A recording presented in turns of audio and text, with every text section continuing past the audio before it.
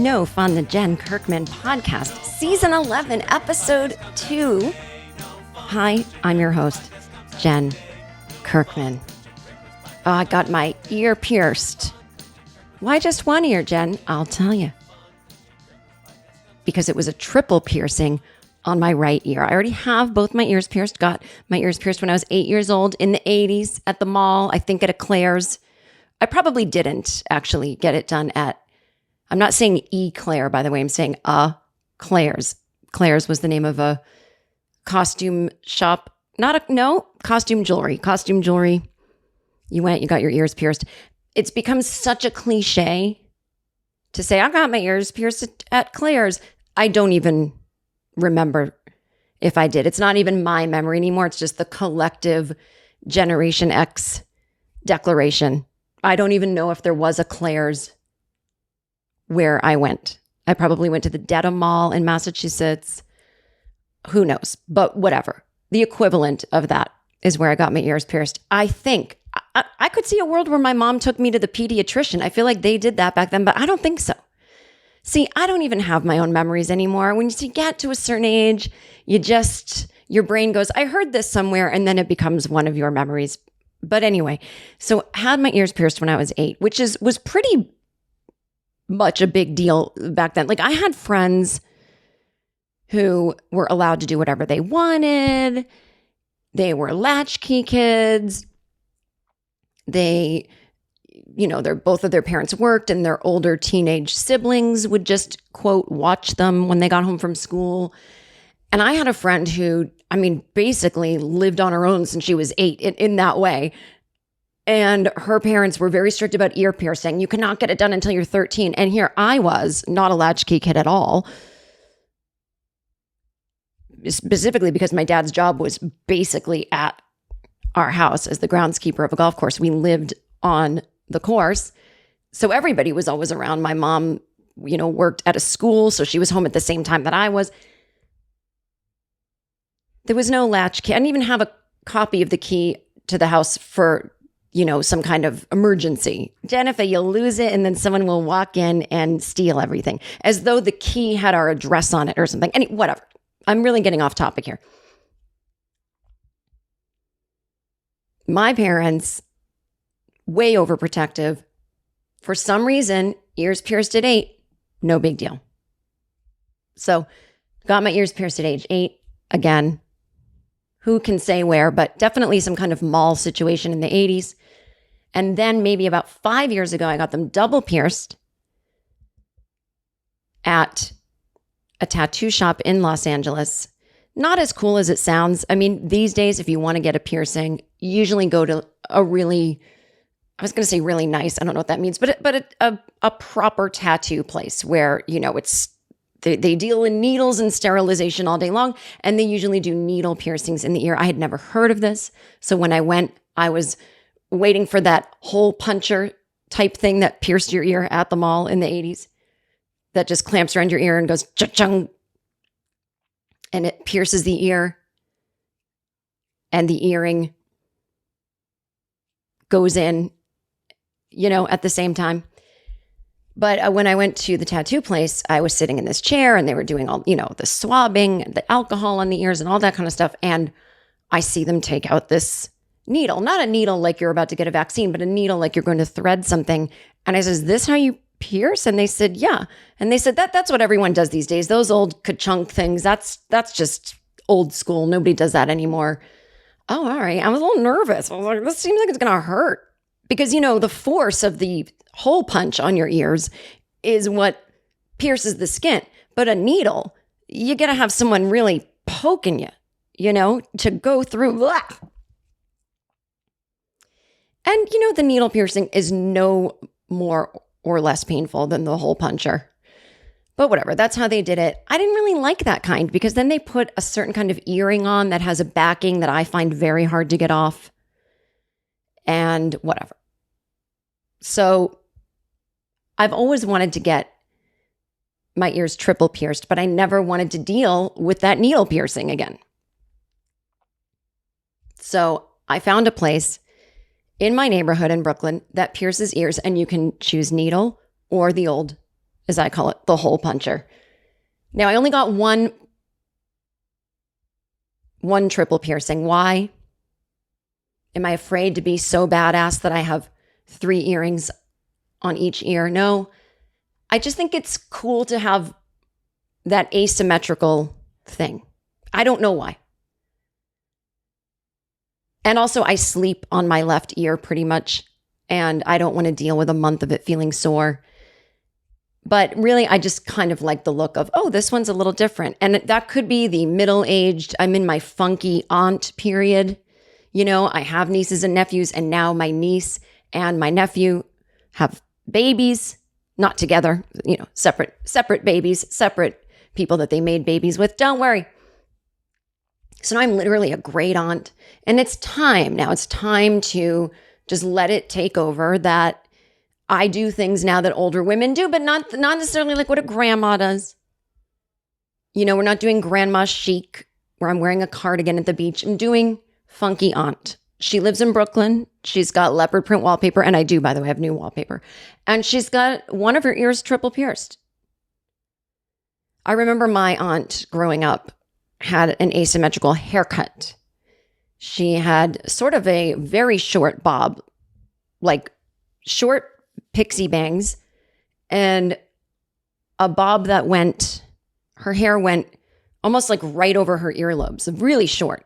But one side was that long and the other was like to her chin. So it was like one side was to her chin, one side was up above her ear. And it didn't look wild like punk rock. She looked totally normal, like she could be your human resources person. But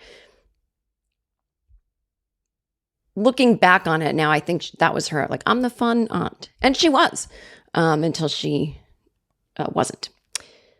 I think 2016 changed a lot of people. If you know what I mean, I'm not going to go into it.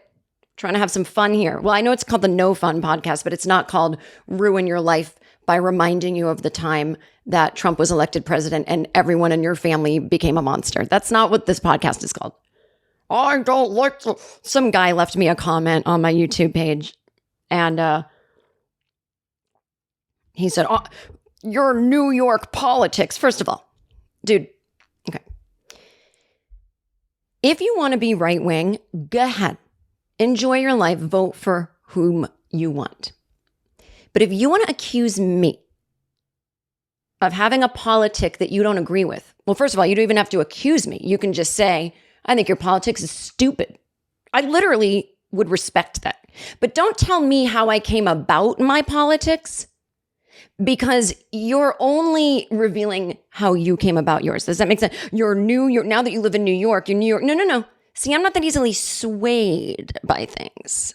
My New York politics. I think the mayor of New York and the governor are both disasters. They're both Democrats. What am I, in lockstep like a Hitler Youth? No, I think they're ridiculous. And I think I'm not even just, I disagree with the policy here. And they're actively making the city and the state worse, from their COVID policies to their housing policies to safety. They're terrible at their jobs, to the point where I'm like, are you some kind of plant where you're trying to be terrible?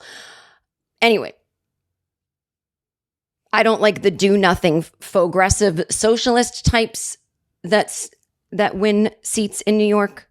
It's not because they're too liberal for me and I'm a neoliberal corporate whore. No. Because they're not really good at legislating. Okay, so this whole notion that I'm this liberal who moved to New York and got, more liberal, it's like literally the opposite. All I do is complain about the Democrats here. But I didn't get less liberal, but I'm just saying, like, if you were to hear me rant on paper, you would probably think I was some kind of right winger with how much I can't stand the people in my party that run the city and state. I miss California. I love all the people, most, I think, that serve in California. Anyway, so you're New York. But so the reason the guy said that is because I did an episode of No Fun a few weeks ago where on the Patreon part, I ranted about a family member of mine who has never been to New York City, but he watches Fox News all the time. And he told me how dangerous New York is. And I said, it's literally not. Like, statistically, the gun crime is lower than it was in the 90s. And ironically, we just had our gun laws completely destroyed here, where it's just like all restrictions lifted. I think you can open carry, but not in a theater. And New Yorkers are still like, yeah, we don't need to do that. So we're not gonna. We can go to Burger King without open carrying, you know? And New Yorkers, of all the people in America who actually should walk around with machine guns strapped around them is New Yorkers. Because I don't know if you've seen a rat in New York City lately, but they're big. And I'm telling you, within a year, mark my words, they'll be walking on their hind legs and just bitch slapping people. They will be. And so I think we should walk around with automatic rifles, semi-automatic, whatever you call your little guns there. So anyway, so I was going off on this family member of mine that tried to tell me New York was dangerous. And I was just talking about how his brain was warped. How do you tell someone that where they live is a thing when you're trying to say, and I'm thinking he's worried about me. So I said, oh, don't worry about it. It's very safe. And he said, well, keep your wits about you. And I, went on a rant about, well, of course I do, because I'm a woman. Like, what does he think? Even if you said, Jen, you live in the safest city in the world, there's never been crime. I'm keeping my wits about me because there's men walking around, Anyway, so now the guy is not a Patreon subscriber, but I used a clip of it on my YouTube page. And just a 40-second clip out of context, this man lost his mind because I was stating facts that New York City is very safe. And I know that people don't believe in facts anymore. I don't mean, and that's FACTS. I know a lot of people don't believe in faxes anymore, and that's fine. We don't want to get faxes. We've moved beyond that. But anyway, so he's going on and on. Your New York politics. That's why I don't listen to the podcast anymore. I mean, New York, it's not politics to say statistically gun violence is down. That's not a political statement. You can even have... the gun issue is political. Do we ban this? Do we that? But that literally, you could have guns that are rampant. You can have everyone has a gun, and you could still have low gun violence. It's not a political statement to say a fact. What do you think? The statisticians are lying? There's some a big liberal bent there. Like what? These people need to believe that crime is up because. I'm not going to get into it. My whole point of this guy, your New York politics. How did I even get on this rant? You guys know, but see, I was doing the ranting and I have ADHD. So now I can't remember. I don't remember how it got to this. Well, anyway, because I was saying 2016, the year that, yeah. Okay. So I've got my ear triple pierced on the right side. That's right. Maybe New York is more dangerous now that a badass is walking around. I rescind my comment that New York isn't dangerous. I'm dangerous. Anyway, so I go to this place in my neighborhood. Now, first of all, I had been making an appointment at this place online. I don't know, multiple times. I probably made 6 appointments, blew them all off, canceled them. It's part of the ADHD brain. We try to be like, quote, normal people. I'm going to make an appointment and I'm going to put it in my calendar. And then the day comes and I just can't fathom either if it's the only appointment I have that day, getting up and doing it. Oh, I've already got involved in this project at my place. Or I'm running around and I've done a million things and I can do one more thing, go get the ear pierced, or I can go home. And I will always choose going home every single time. So I'm learning to do something where, unless it's something I absolutely need to do for my job or this podcast, which is also my job, or for my health, I don't need to put it on the to-do list. I have an awareness that I want to get my ear triple pierced, and it will happen when it happens. I don't need to write it down. I'm not going to forget. I don't need to add it to my to-do list. I don't need to make appointments for it because I'm going to skip them. And then I'm going to beat myself up and say, I don't have any time to do anything, or I can't focus. Ugh. So I rented a car to go to my sister's house on New Year's Eve. I drove it back the next day. And I was returning the rental car in, about a mile away from where I live in Brooklyn. And I just walked back.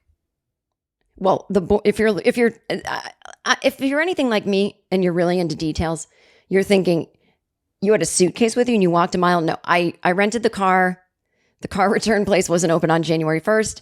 So I parked it in a parking garage next to where I live and I returned it the next morning on the 2nd. Okay.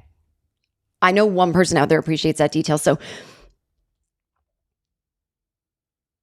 I'm walking back from the car rental place and I walk by this ear pierce shop and I think, well, I got time.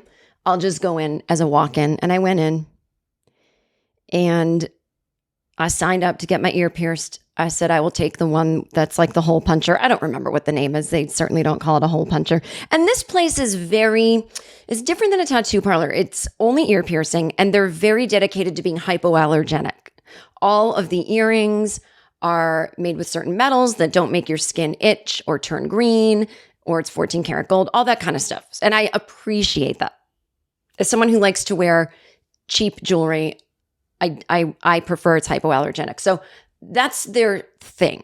It's very, it's for sensitive ears, or they are sensitive to keeping your ears from getting sensitive. So I go in, there's a little girl there.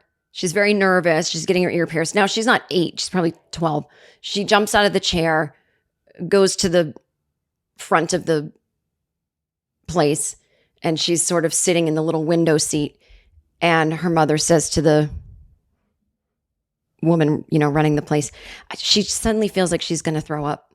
Now, I want to go, yeah, she's anxious. And the mother believes she suddenly has the flu. And look, I'm not a parent, and I'm glad I'm not, because it looks really hard and it looks quite time consuming. It would seem as if you never get a break for 4 seconds, even when you're sleeping. I don't even know how people sleep that are parents. I really don't. And I don't mean because the kid cries and wakes you up. I mean how your body actually allows itself to go unconscious in a way, in a home where you have children. No judgment. I'm not like, can you believe these people are sleeping? They have kids. They need to stay awake all night. But my body, I feel like, would be like in fight or flight, trying to stay awake all night to make sure, I don't know, my kid's breathing or something. This is why you don't want me to have kids. Too neurotic. But anyway, the little girl's at the front. She's nauseous. Her mother's taking it very seriously. Oh my God, want me to get you a ginger ale? I'm like, she's anxious, you freak. Like, she's about to get her ear pierced. All of a sudden, she gets nauseous and runs away.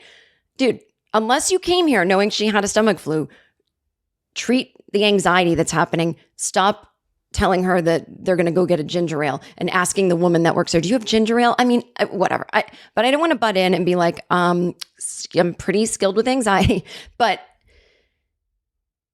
then a guy came in, like maybe a 14-year-old with his mom, and he was just getting earrings. And I just thought that was fun because it wasn't like, I don't know, it was just dudes wear earrings now. I mean, they did in the 80s too. I don't know what I'm talking about.